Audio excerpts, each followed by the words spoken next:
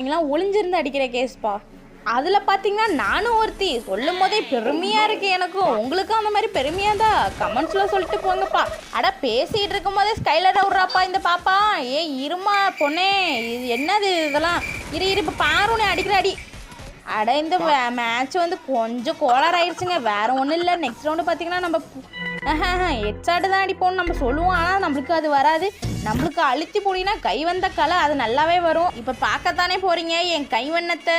என்ன தமிழச்சி ஏடபிள்யூம்லாம் வச்சுருக்கேன்னு கேட்டிங்கன்னா, நான் வந்து ஏடபிள்யூம்ல ப்ரோ பிளேயர்லாம் சொல்ல மாட்டேன், எனக்கு அதில் அடிக்க கூட தெரியாது. சரி இங்கே ஒரு பாப்பா வர அழுத்தி பிடிச்சிருவோன்னு ஒரு பிடி பிடிச்சாச்சு.